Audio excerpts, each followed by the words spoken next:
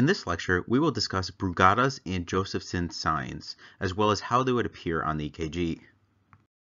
Brugada's and Josephson signs can be helpful clues in making the diagnosis of ventricular tachycardia, or VTach, which is a regular, wide, complex tachycardia originating from within the ventricles. So if you look here, we can see our origin of our VTach coming from this place here, okay, and it's spreading by cell-to-cell depolarization, and because of that, we're going to have slow cell-to-cell depolarization, which results on the EKG as these prolonged complexes, okay, wide QRS complexes that we see beyond our normal 70 to 110 milliseconds. So the first sign we have is Brugada's sign, okay, and that's going to be this one here.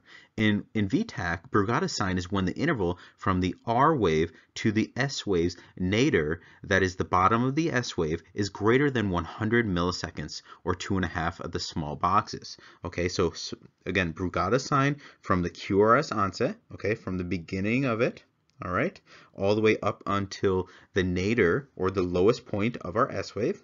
Okay, so this point here, and we're looking at that duration. So from the beginning until the end, we're saying that it's greater than 100 milliseconds, which is 2.5 of the small boxes. Okay, so that's Brugada's sign.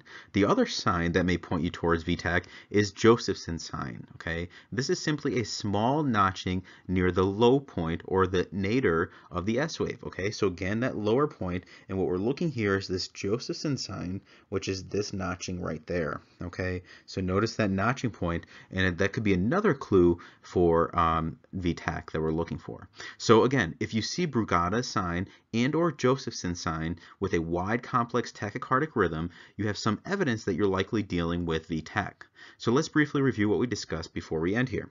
So again, Brugada's sign is when we look at the QRS complex, the beginning of it, okay, to the S wave, all right, the nadir of the S wave, the lowest point, and if that is greater than 100 milliseconds, or 2.5 small boxes, that is what we call Brugada's sign.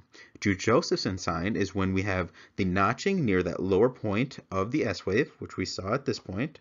I'll erase it here so you can see it. So notice that point right there. All right, that's what we call Josephson signs, and both of these can assist us in making the diagnosis of VTach. Well, that's the end of this lecture. We discussed Brugada's and Josephson signs, as well as how they would appear on the EKG. I hope you learned something.